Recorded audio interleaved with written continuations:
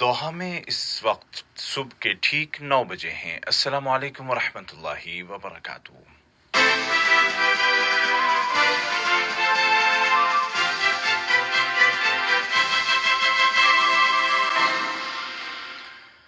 یہ اردو ریڈیو قطر FM 107 ہے۔ اب آپ عبید طاہر سے آج کا پہلا نشریہ سماعت کیجیے۔ ابتدا میں پیش خدمت ہیں اس وقت کی اہم سرخیاں۔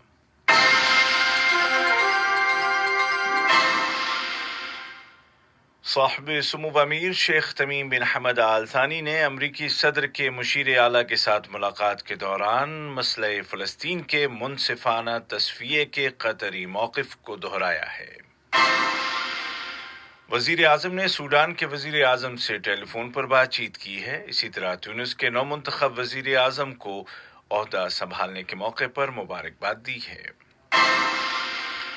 اور وزارتی کونسل نے کہا ہے کہ کورونا وائرس کو کنٹرول کرنے کے لیے احتیاطی تدابیر جاری رہیں گی، جبکہ وائرس کے پھیلاؤ کی روک تھام میں قطر کامیابی کے ساتھ آگے بڑھ رہا ہے۔ اور اب پیش خدمت ہے اردو ریڈیو قطر سے آج کا پہلا مفصل نشریہ۔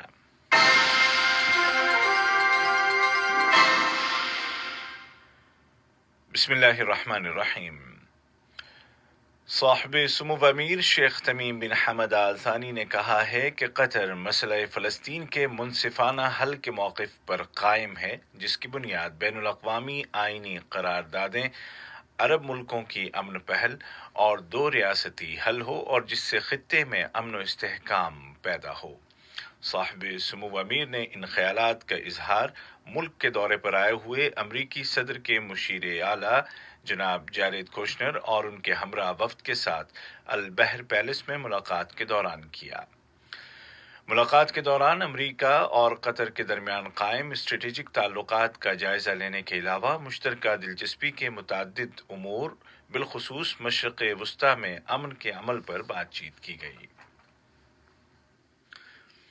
وزیر اعظم و وزیر داخلہ شیخ خالد بن خلیفہ بن عبدالعزیز آل ثانی نے سوڈان کے وزیر اعظم جناب عبداللہ حمدوک کے ساتھ ٹیلی فون پر بات چیت کی، جس کے آغاز میں وزیر اعظم نے اپنے سوڈانی ہم منصب کو عبوری حکومت اور متعدد مسلح جماعتوں کے درمیان طے پانے والے امن معاہدے پر مبارکباد پیش کرتے ہوئے کہا کہ یہ معاہدہ سوڈان کے امن و استحکام اور سالمیت کے لیے ایک اہم قدم ہے۔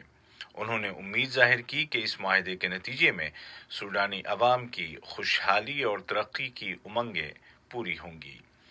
اس موقع پر سوڈانی وزیر اعظم نے سوڈانی عوام کے حامی قطر کے مضبوط اور مستقل موقف، بالخصوص اس ملک میں امن کو قائم کرنے کے لیے اس کے موقف پر قطری حکومت، قیادت اور عوام کا شکریہ ادا کیا۔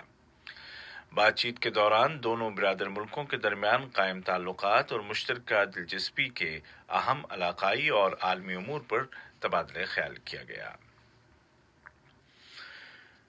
وزیر اعظم و وزیر داخلہ شیخ خالد بن خلیفہ بن عبدالعزیز آل ثانی نے تونس کے نو منتخب وزیر اعظم جناب ہشام المشیشی کو کابینہ کی تشکیل اور حلف برداری کے موقع پر مبارکباد کا برقی پیغام بھیجا اور ان کی ذمہ داریوں میں کامیابی اور تونس کے عوام کی مزید ترقی اور خوشحالی کے لیے نیک تمناؤں کا اظہار کیا۔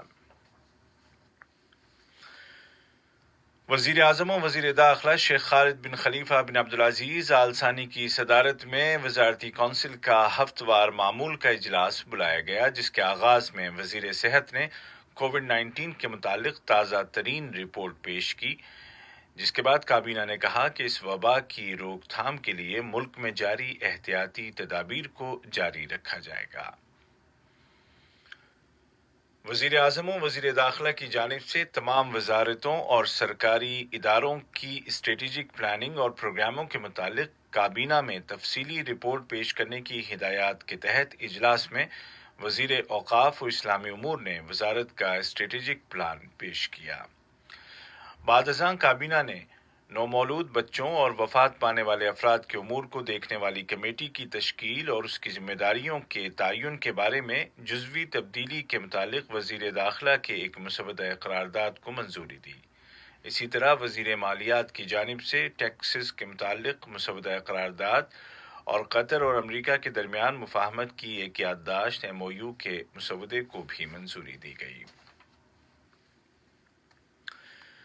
نائب وزیر اعظم و وزیر خارجہ شیخ محمد بن عبد الرحمن آل ثانی کے ساتھ دوحہ کے دورے پر آئے ہوئے امریکی صدر کے مشیر اعلیٰ جناب جیریڈ کوشنر اور ان کے ہمراہ وفد نے ملاقات کی، جس کے دوران دونوں ملکوں کے آپسی تعلقات اور مشترکہ دلچسپی کے امور پر بات چیت کی گئی۔ نائب وزیر اعظم نے فلسطین کے متعلق قطری موقف کو دہراتے ہوئے کہا کہ قطر مسئلہ فلسطین کا منصفانہ حل چاہتا ہے، جس کی بنیاد بین الاقوامی آئینی قراردادیں، عرب ملکوں کی امن پہل اور دو ریاستی حل ہو، اور جس سے خطے میں امن اور استحکام قائم رہے۔ لبنان پورٹ دھماکے کے نقصانات اور شہر کی باز آباد کاری کے طریقہ کار کا جائزہ لینے کے دوران قطر کے سفیر جناب محمد حسن جابر الجابر کی موجودگی میں بیروت میونسپلٹی کے سربراہ انجینئر جمال عناتی اور سپریم بورڈ برائے امداد کے جنرل سیکریٹری جنرل محمد خیر نے پورٹ دھماکے کے بعد لبنان کی فوری مدد کے لیے قطر کے اعلیٰ ترین انسانی کردار کی تعریف کی کہ قطر نے فوری طور پر متاثرین کی مدد کے لیے فیلڈ ہاسپٹلز اور دیگر امدادی اور طبی ساز و سامان ارسال کیا۔ قطر نے عالمی عدالت انصاف میں UAE کے خلاف نسلی امتیاز کے معاہدے کی خلاف ورزی کے حوالے سے دائر کردہ مقدمے میں اپنے دلائل پیش کرنا شروع کر دیے ہیں۔ قطر کی قانونی ٹیم کے سربراہ ڈاکٹر محمد بن عبدالعزیز الخلیفی نے قطر کی نمائندگی کرتے ہوئے ان خلاف ورزیوں کی سنگینی کی طرف اشارہ کیا جو گزشتہ 3 سال سے زائد عرصے سے امارات قطری شہریوں کے خلاف روا رکھے ہوئے ہے۔ انہوں نے کہا کہ قطر تنازع کو حل کرنے اور اس کے خلاف اٹھائے گئے اقدامات کو ختم کرنے کے لیے ہر ممکن کوشش کرے گا۔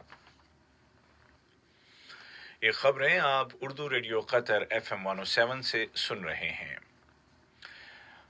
کووڈ-19 کی روک تھام کے لیے قطر کامیابی کے ساتھ آگے بڑھ رہا ہے اور روزانہ سامنے آنے والے کیسز کی تعداد میں کمی کے ساتھ ملک میں وبا کے پھیلاؤ کا گراف بھی نیچے آ رہا ہے۔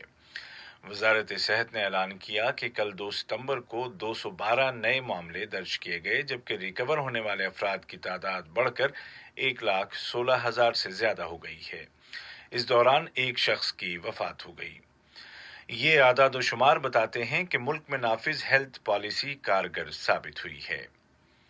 واضح رہے کہ کورونا وائرس کے پس منظر میں لگائی گئی پابندیوں کو اٹھانے کا چوتھا مرحلہ کامیابی کے ساتھ جاری ہے۔ پبلک سیفٹی کو یقینی بنانے کے لیے نافذ احتیاطی تدابیر پر عمل کرتے ہوئے متعلقہ اداروں نے 8 ایسے افراد کو حراست میں لے لیا ہے جنہوں نے ہوم کوارنٹین کے متعلق عہد نامے کی خلاف ورزی کی تھی۔ اس انڈرٹیکنگ میں واضح طور پر لکھا ہے کہ خلاف ورزی کی صورت میں ان کے ساتھ قانونی باز پرس کی جائے گی۔ عالمی سطح پر کورونا وائرس کے متاثرین کی تعداد 2,60,00,000 سے زیادہ ہو گئی ہے، جبکہ تھائی لینڈ اور تائیوان جیسے ممالک میں گزشتہ 100 دنوں میں کورونا کا ایک بھی نیا مریض سامنے نہیں آیا ہے۔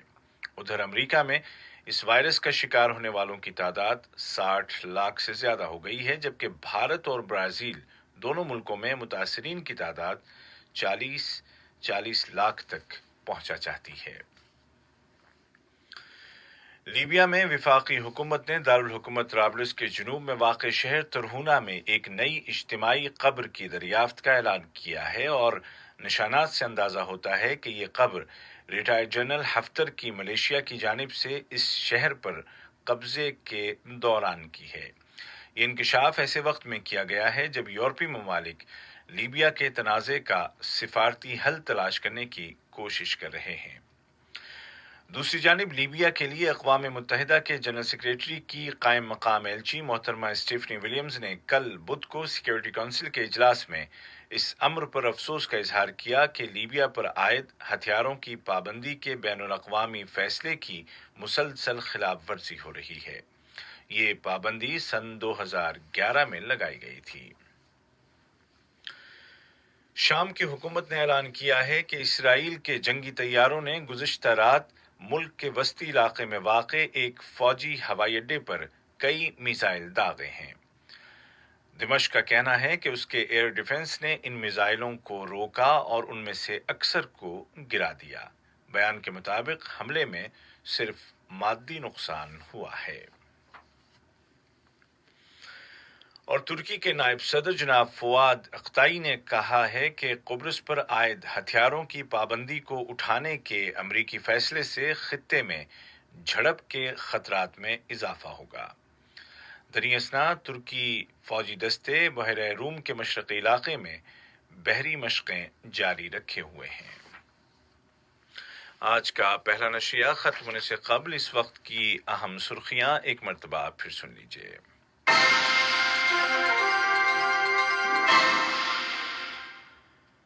صاحب سمو امیر شیخ تمیم بن حمد آل ثانی نے امریکی صدر کے مشیر اعلیٰ کے ساتھ ملاقات کے دوران مسئلہ فلسطین کے منصفانہ تصفیے کے قطری موقف کو دہرایا ہے۔ وزیر اعظم نے سوڈان کے وزیر اعظم سے ٹیلی فون پر بات چیت کی ہے اور تیونس کے نومنتخب وزیر اعظم کو حلف برداری کے موقع پر مبارکباد پیش کی ہے۔ اور وزارتی کونسل نے کہا ہے کہ کورونا وائرس کو کنٹرول کرنے کے لیے احتیاطی تدابیر کو جاری رکھا جائے گا، جبکہ اس وائرس کے پھیلاؤ کی روک تھام میں قطر کامیابی کے ساتھ آگے بڑھ رہا ہے۔